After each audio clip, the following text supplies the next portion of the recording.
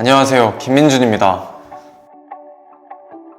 어웨이크 코퍼레이션이라는 회사를 운영하고 있고, 현재는 크리에이터리라는 크리에이터들이 MCN이 없어도 충분히 알아서 광고주를 쉽게 관리할 수 있는 소프트웨어를 만들고 있는 회사를 운영하고 있죠.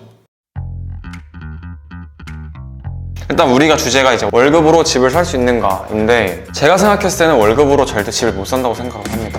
월급으로 집을 살 수 있는가?를 생각을 해볼까? 보통 평균 사람들의 월급이 어느 정도인지 한번 지금 구글에 검색해보자. 일반 직장인 평균 급여. 2021년 월 평균 임금은 327만 1,000원으로 2006년 대비 58% 증가하였다. 월 평균 월 예상 실수령액이 286만 4,660원. 우리가 대략 평균 280만 원을 소득액으로 번다고 기준을 잡아보면, 여기서 보통 사람들 월세가 한 4, 50만 원? 40만 원 잡아보고, 관리비 10만 원, 통신비 10만 원, 보험 10만 원, 적금 10만 원 들고, 주택, 청약 이런 것들 하면 또 10만 원의 적금이 드는 거고, 생활비에서 100만 원 쓰고, 그럼 대략 100만 원 남는 거네? 100만 원을 저축해서 집을 살 수 있을까? 서울의 집이 대략 평균 얼마일까? 10에서 한 20억 하지 않을까요? 그럼 15억 원이라고 계산을 해보자면 한 달에 100만 원을 저축한다고 하면 125년이야. 저기까지 못 사네요. 매매로 살 수가 없지. 대출을 받는다고 해도 못 사겠지. 근데 물론 투자를 하지 않는 기준으로 얘기를 했지만, 투자를 한다고 했을 때도 과연 집을 살 수 있을까?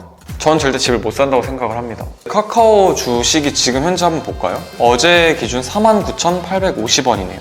최고가가 작년 기준으로 했을 때 대략 13만 원 정도까지는 올라갔었으니까, 내가 지금 5만 원의 주식을 사서 주가가 회복된다고 하는 기준으로 13만 원으로 하면 기껏 해봐야 200% 수익 보는 거야. 진짜 잘 돼가지고 와, 내가 3배 먹었다 를 생각해보면, 시드로 내가 3억은 투자를 해야 9억을 버는 거니까 해볼만 하겠네. 그럼 3억 원을 100만 원으로 벌려면 25년.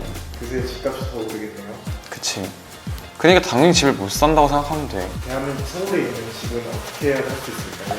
그게 지금 문제인데, 월급으로는 제 생각엔 집을 살 수가 없어요. 그리고 월급으로만 먹고 살려고 생각하는 것 자체가 어쩌면 일반적인 경제 시스템이 만들어낸 고정관념에 불과할 수 있다고 생각이 들거든요. 일단 내 얘기를 해보자면, 난 절대로 월급만으로는 절대 집을 살 생각을 해본 적도 없고, 그런 이유로 제가 사업을 계속 하고 있는 거죠. 18살 때 학교를 자퇴하고 19살 때 창업한 게 뷰티패스라는 회사였고, 뷰티패스 회사가 어쨌든 망해가다가 결국은 구사일생해서 회사를 대웅작에서 인수를 했었는데, 대웅작의 근무 시간이 하루에 8시간, 5일 일하면 40시간, 40시간만으로 벌 수 있는 돈이 정해져 있기 때문에, 내가 정해져 있는 이 돈으로 과연 집을 살 수 있는가를 한번 계산해봤고, 대웅작에서 내가 1년 동안 받은 돈을 솔직히 까고 얘기하자면, 사이닝 보너스로 내가 특정한 매출 달성을 했을 때 성과급으로 받는 건데, 1억 1,000만 원을 세금 떼고 받기로 했었고, 연봉으로 7,500만 원을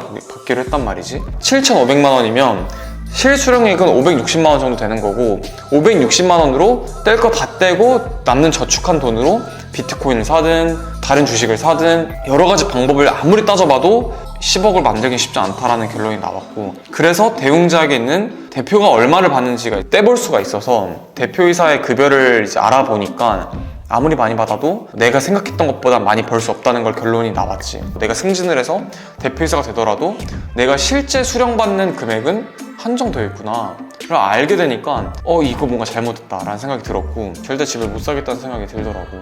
그래서 나는 회사를 창업을 다시 했고, 창업을 하고 내가 처음 시작한 건 시스템을 만들자는 거였어. 스타트업이기 때문에 투자를 받아서 투자금으로 먹고 살자 이런 개념도 아니고, 투자는 정말 우리 회사로서 먹고 사는 문제를 해결한 다음에 더 빨리 성장하기 위해서 투자를 받는 거지, 일단 투자를 받기 전에 우리 회사는 나와 최소한의 인원이 먹고 살 수 있는 정도의 돈을 자생할 수 있는가를 만들려고 했던 거지. 지금 대략 광고사업부가 벌고 있는 돈이 얼마지? 저희 이제 한 달에 한 평균적으로 5천만 원, 많이 벌면 한 7, 8천 정도 되는 것 같아요. 우리가 월 한 달에 7천 정도를 번다고 계산을 해보면 7천만 원의 월급을 내가 만약에 한 달에 만들려면 쉽지 않을 거야. 7천만 원의 영업을 뛰어서 계약을 하는 건 어려운 일이 아니지만, 7천만 원 정도의 일을 너가 혼자서 다 쳐내려고 생각해봐. 할 수 있겠어? 7천만 원이면 우리가 인플루언서 몇 명을 섭외해야 돼? 대략 한 300~400명? 마이크로한 인플루언서 포함해서 내가 한 달에 400명의 인플루언서를 섭외를 하고 이 친구들한테 광고를 주고 이 친구들이 광고를 올리게 하고 그 광고에 문제가 생기면 피드백을 해서 다시 광고를 올리게 하고 그 광고의 성과를 또 측정해서 광고주한테 보고자료를 만들고 이거를 400건을 쳐내야만 7천만 원을 번다는 기준을 잡아보자고. 그러면 내가 한 달에 400건이면 한 달에 20일을 일한다는 기준으로 보면 하루에 대략 20명을 섭외하고 20건을 다 처리를 해야 돼. 그 근무 시간 8시간을 따지면 시간당 3명 정도는 내가 쳐줘야 되는데 문제는 3명을 섭외하는 게 어려울 때도 있단 말이지. 3명이라고 하면 적어 보이지만 진짜 할 게 많잖아. 우리 내부 사업부만 보더라도. 그러면 7천만 원을 나 혼자 버는 건 정말 쉽지 않은 거지. 지속 가능하게 하려면은. 그래서 내가 돈을 벌지 않더라도 뭔가 시스템이 돈을 버는 게 필요했다고 생각했어. 그래서 스타트업을 다시 시작한 이유고, 물론 장기적인 플랜을 갖고 스타트업은 유니콘이 되기 위해서, 정말 1조 단위 회사가 되기 위해서 더 열심히 하는 건 맞지만 오늘 얘기하고 싶은 건 먹고 사는 문제를 해결하는 것과 최소한 우리가 집을 사기 위한 10억 정도의 돈을 모으기 위해서 자생할 수 있는 시스템을 구축하는 게 난 되게 중요한 것 같거든. 내가 생각한 시스템은 2개야. 첫 번째로는 나는 직원을 채용함으로써 내가 일할 수 있는 하루의 시간량을 늘리는 걸 하고 싶었던 거야. 그래서 광고사업부에 있는 4명이 사실상 제대로 된 사업부의 중심 임원인데 4명이 하루에 일하는 시간은 8시간씩이니까 32시간이야. 내가 8시간 일하면 40시간의 일을 하루 만에 끝낼 수가 있는 거지.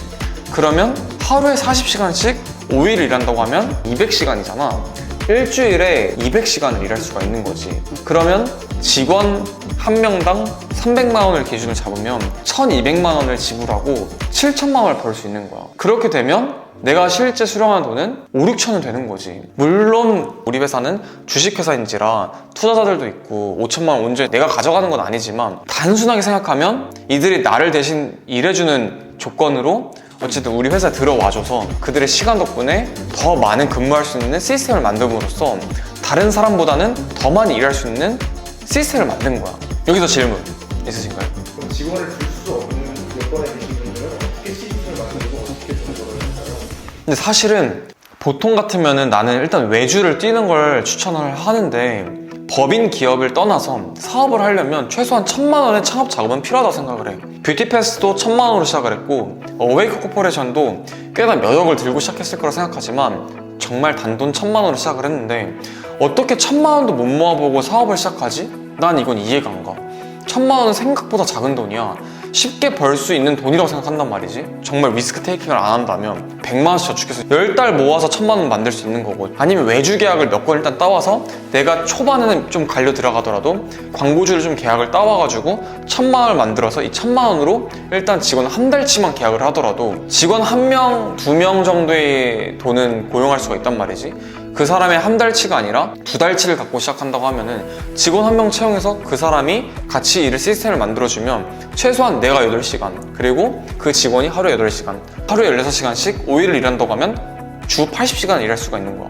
보통 나는 주 40시간밖에 일을 할 수가 없는 몸뚱아리인데 내가 직원 1명을 고용함으로써 주 80시간을 일할 수가 있게 되는 거지.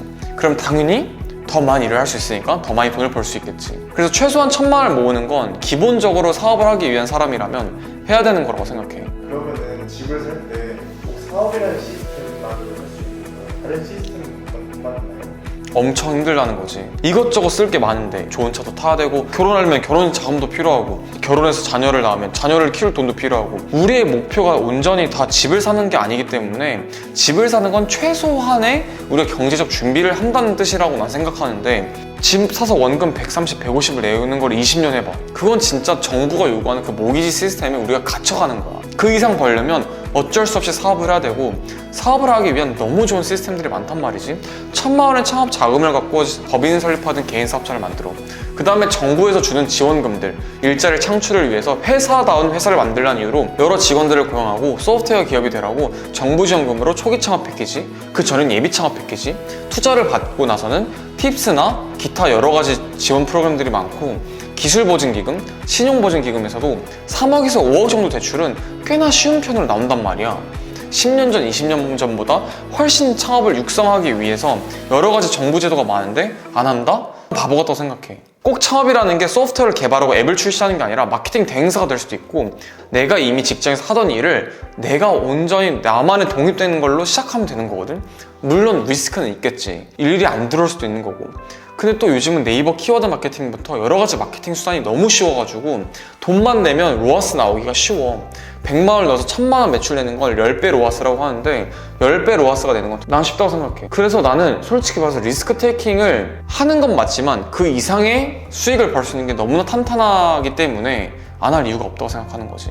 그래서 첫 번째는 직원 고용을 통해 시간의 시스템을 만드는 게 되게 중요한 것 같아. 두 번째는 소프트웨어를 만든 이유는 뭘까? 다른 대행사들이나 인플루언서 마케팅을 해주는 대행사들을 보면 7천만 원 매출을 4명이 처리를 한다는 걸 들으면 정말 깜짝 놀래잖아, 사람들이. 왜 놀랜다고 생각해? 말도 안 되는 인원들이 말도 안 되는 숫자를 처리하고 있어. 진짜 죽어나가잖아, 사실은. 우리도 소프트웨어로 효율화가 안 되기 전까지는 한 명이 150명, 막 200명 칠 때 정말 죽어나갔잖아. 엄청 심리적으로 힘들어하고 토하기도 하고 스트레스 받아서. 맞아. 4명이 7천만 원의 매출을 계약해서 이 매출을 소화하는 건 진짜 쉽지 않아.